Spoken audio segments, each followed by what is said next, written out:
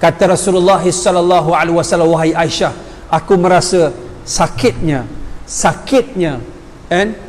racun yang aku makan di Khaybar.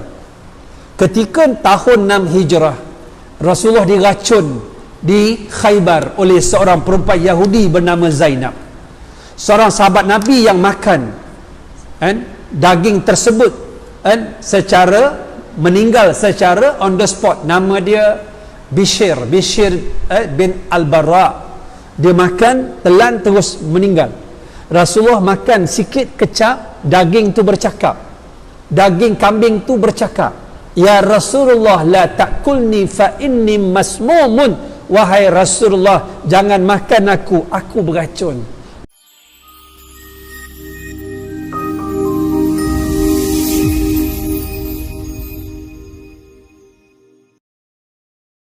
Bukan dia jumpa Nabi Muhammad tanya, tak, dia kata kalau Muhammad yang cakap, Muhammad lebih dari itu aku akan percaya. Tiba-tiba sebelah Sayyidina Abu Bakar, Sayyidina Umar Al-Khattab, orang yang dulu pernah cuba membunuh Rasulullah ketika di zaman jahiliyah, tiba-tiba kuburnya dekat dengan kubur Rasulullah. Ini satu penghormatan. Bila kita ada Islam, Allah muliakan kita. Ingat. Jadi bila dia minta apa, Sayyidina Umar, Allahumma amitsni fil ardil ladzi tufiya Rasulullah sallallahu alaihi wasallam. Wahai Allah, matikan aku di mana wafatnya baginda sallallahu alaihi wasallam. Dekat mana? Madinah. Dan Nabi sendiri dalam hadis sahih daripada Ibnu Umar, Nabi kata apa? Manil ladzi istata'a ay yamuta bil madinati falyamut biha fa inni ashfa'u lima yamutu biha. Hadis sahih. Barang siapa yang mampu untuk mati kat Madinah, maksud mampu tu luaslah, berdoa minta mati kat sana, dalam keadaan pergi, kadang-kadang sekali je pergi umrah terus meninggal kat sana, pergi sekali je pergi haji, lepas buat haji Mekah pergi ziarah Madinah, terus ke bumi kat sana. Siapa yang mati kat Madinah, kata Rasulullah, wa inni ashfa'u lima yamutu biha, dan aku akan beri syafaat pada orang yang mati di Madinah. Subhanallah. Tapi setakat ni tak ada lagi lah. Kalau orang nak pergi umrah, nak pergi haji, dia minta doa, ustaz, minta doa nak pergi Mekah ni, minta doa apa? Selamat pergi, selamat balik. Tak ada lagi jumpa ustaz minta mati kat sana. Setakat ni tak ada lagi, tuan-tuan. Setakat malam ni tak ada lagi. Sedangkan Rasulullah SAW menanamkan satu semangat untuk mati di sana, sebagaimana Sayyidina Umar Al-Khattab. Sebagaimana Sayyidina Umar Al-Khattab. Lalu dalam keadaan ini, dia dibangkitkan dahulu, kemudian diikuti oleh sahabat baginda. Lalu bahawa ia akan menjadi pemimpin mereka ketika mereka dikumpulkan. Nabi jadi pemimpin pada kita.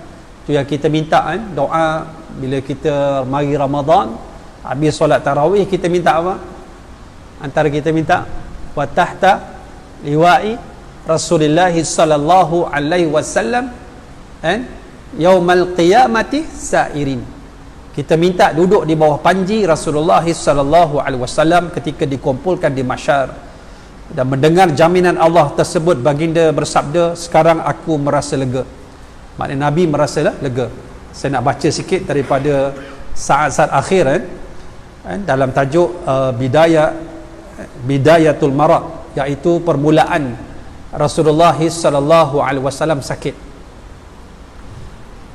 Wa fil yaumil thamin aw at-tasi' wal 20 min syahri Safar sana'ida 10 Hijriah kana yaumul Itsnin, iaitu pada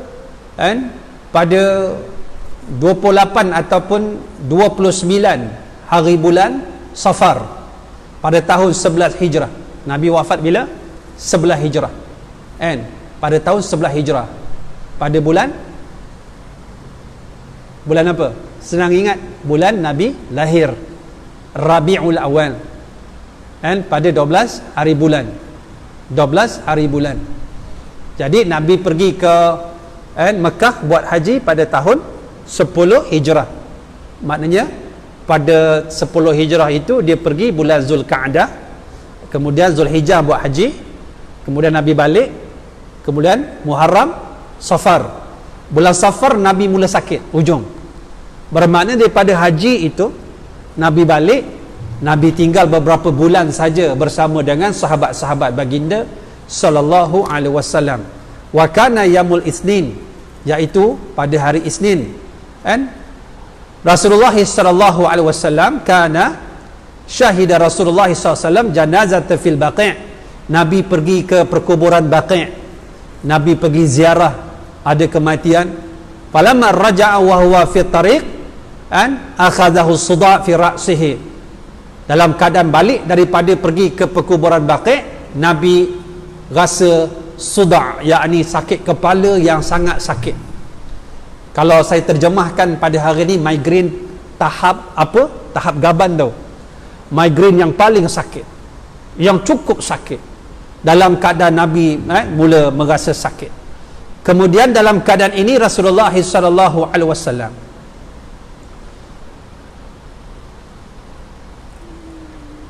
waqad shalla Nabi sallallahu alaihi wasallam bin nas wa huwa marid ihda yauman wa jami'u ayyam marad kana salah satu asyar atau arba'ata asyar yauman. Rasulullah sallallahu alaihi wasallam sejak daripada dia sakit, dia sempat bersolat bersama sahabat-sahabatnya sebanyak 11 hari, bermula daripada hari sakitnya. Al-usbu'ul akhir, pada minggu akhir Rasulullah sallallahu alaihi wasallam semakin sakit keadaan Rasulullah sallallahu alaihi wasallam. Ketika itu Nabi berkata, aina ana ghadan, aina ana ghadan, fafahimna muradahu. Nabi dalam keadaan seminggu sebelum dia semakin sakit, dia dalam tempoh seminggu sebelum Nabi wafat, Nabi berkata, aina ana ghadan, aina ana ghadan.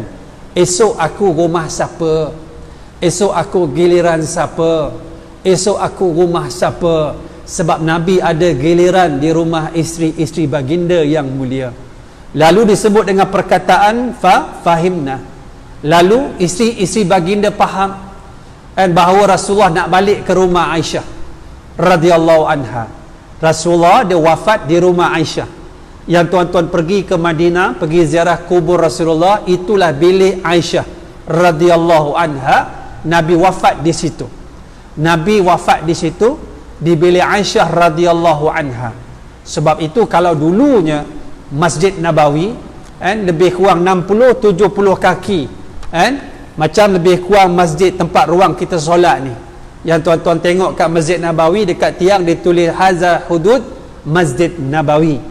Inilah sempadan Masjid Nabawi yang Nabi bina. Yang hari ini tuan-tuan telah berlaku renovasi dari zaman ke zaman. Zaman Sayyidina Umar, zaman Sayyidina Uthman, zaman Muawiyah dan seterusnya, sehinggalah pada zaman Malik Fahad paling banyak sekali.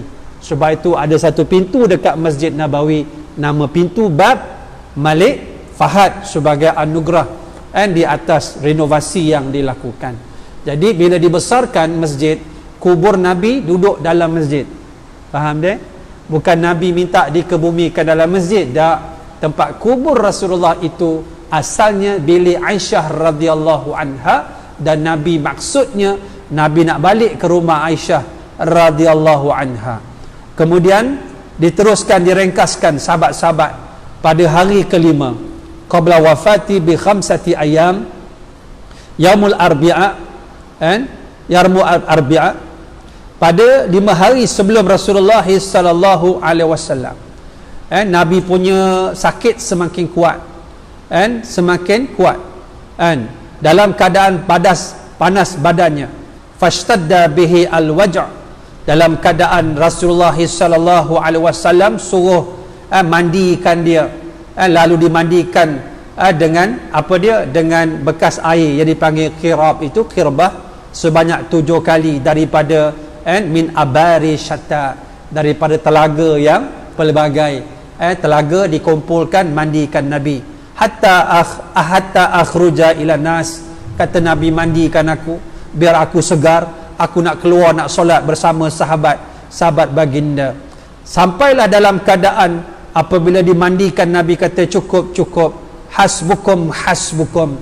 Dalam keadaan Nabi kata rasa dah lega dah, lalu Nabi SAW pun keluar untuk solat bersama sahabat-sahabat baginda. Kemudian pada hari yang keempat, begitulah seterusnya, baginda SAW dalam keadaan dia nak keluar, tiba-tiba Rasulullah SAW pengsan. Pengsan. Dia bangun saja pada ketiga itu, pada waktu isyak, solat isyak. Sahabat-sahabat Nabi sedang tunggu Rasulullah untuk keluar daripada bilik dia untuk jadi imam solat. Tetapi Rasulullah SAW tak boleh keluar. Dalam keadaan dia nak keluar, dia rebah. Bila dia rebah, dia bangun. Dia tanya isteri dia, hal sallun nas, adakah orang dah solat? Lalu kata isteri baginda sallallahu alaihi wasallam, la hum yantazirunaka, mereka menunggu kau. Lalu Nabi kata, ketika nak melangkah, Nabi rebah balik. Nabi bangun, Nabi tanya hal sallun nas, orang dah solat? Lalu kata Aisyah radhiyallahu anha, la hum yantazirunaka, mereka menanti dan menunggu engkau wahai Rasulullah. Dan ketika itu sahabat-sahabat, cuba bayangkan, sahabat-sahabat tadi masuk waktu isyak, duduk berdiri ramai-ramai, tunggu Rasulullah keluar daripada bilik dia. Tunggu keluar daripada bilik dia. Dalam keadaan isyak belum dilaksanakan. Nabi rebah bangun, sehingga Nabi tak boleh keluar. Rasulullah suruh agar Sayyidina Abu Bakar menjadi imam dalam solat isyak pada malam tersebut. Sehingga kan isyak pada malam tersebut dilakukan dalam tempoh yang lewat. Ada kata pukul 2-3 pagi lebih kurang waktu kita, dalam keadaan menanti Rasulullah keluar. Itu sifat sahabat-sahabat Nabi. Sebab tu sahabat-sahabat, kalau kita duduk kan dekat Masjid Nabawi, apa perasaan dia? Bila kita duduk dengar azan tu, rasa macam Bilal yang azan. Kita duduk rasa daripada kubur makam Nabi tu keluar seorang laki-laki yang akan mengimamkan solat. Dia punya sentimen, dia duduk dekat Masjid Nabawi itu satu perasaan yang tak boleh kita nak sebutkan. Betapa rindu dan sedihnya rasa hati kita bila mendengar laungan azan. Begitulah sahabat-sahabat baginda, merasa bersemangat, merasa eager, merasa dia sangat suka untuk dapat solat bersama dengan Rasulullah sallallahu alaihi wasallam. Dalam keadaan ini Rasulullah sallallahu alaihi wasallam penyakitnya semakin kuat. Kemudian saya ringkaskan lagi, dalam keadaan Rasulullah sallallahu alaihi wasallam pada hari terakhir, Nabi kata akhiru yaum minal hayah, hari terakhir sebelum Rasulullah wafat, diriwayatkan oleh Anas bin Malik, ana muslimina baina hum fi salatil fajri yaumul isnin, dalam keadaan lepas daripada solat subuh pada hari Isnin, iaitu pada bulan Rabiul Awal, 12 Rabiul Awal. Inilah dalam keadaan yang terakhir Rasulullah sallallahu alaihi wasallam. Dan Nabi kata, tengok ini yang disebutkan tu tadi dalam kitab tadi, dia menyebutkan bahawa Nabi wafat pun dalam keadaan sakit. Dan ada sepotong hadis Nabi menyebut ketika nafas Nabi, ketika di saat akhir, Nabi ambil air sebelah daripada katilnya, Nabi sapu muka dia, Nabi membaca sepotong doa, Allahumma a'inni ala ghamaratil maut wa sakaratil maut. Wahai Allah, permudahkan aku pedih ghamarat, pedih mati, was sakarat, dan sakaratul maut.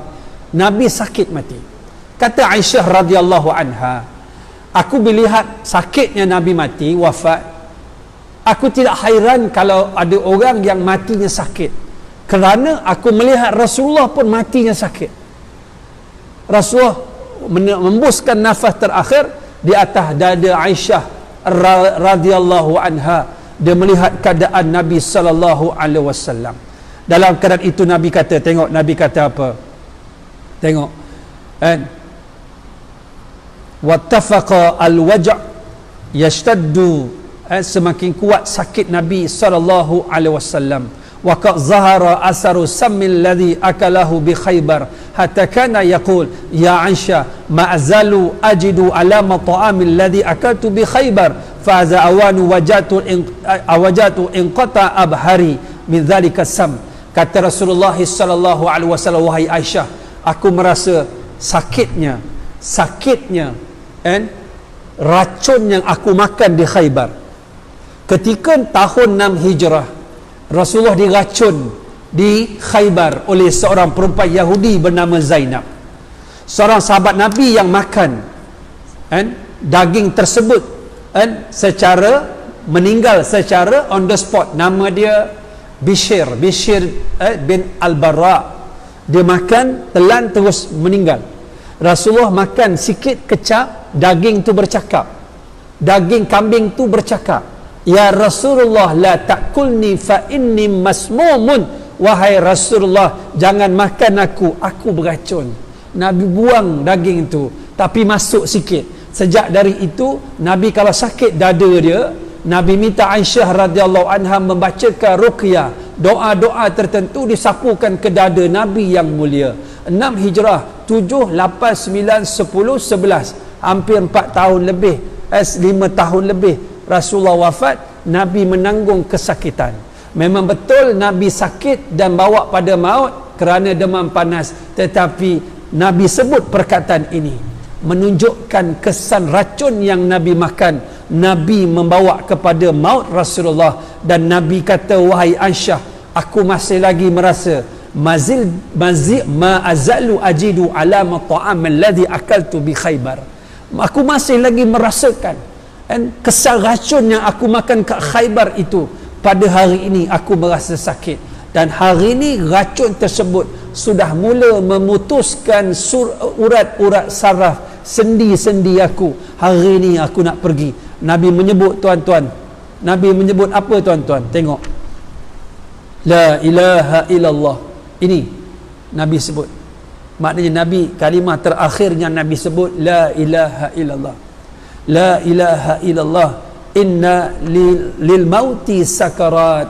Inna lil mauti sakarat. Inna lil mauti sakarat. Sesungguhnya dalam kematian itu ada sakarat, sakit yang bukan kepalang. Lalu dalam keadaan ini, tuan-tuan, puan-puan, muslimin, muslimat, sakitnya Rasulullah dalam keadaan menghadapi kematian. Dalam keadaan ini, sebagai mukadimah perbincangan kematian Rasulullah, kita akan sambung lagi insya-Allah, boleh dah. Cuma terakhirnya, kalau boleh panjang-panjangkanlah, ada flyers dekat atas tabung tu. Saya sedang membina surau madrasah dekat Ulu Bernam. Beli tanah 9 ekar, kita buat madrasah hafal Quran dan juga pengajian pondok, pengajian kitab. Saya sedang bangunkan 9 ekar, kita beli di Ulu Bernam. Saya sedang puluh ni lah, kita sedang nak bangunkan surau. Dekat belakang tu ada flyers, boleh ambil, sampaikan. Mudah-mudahan Allah beri keberkatan kepada kita bulan Syaban ini. Aku qauli hadza wa astaghfirullahal azim li wa lakum. Wassalamualaikum warahmatullahi taala wabarakatuh.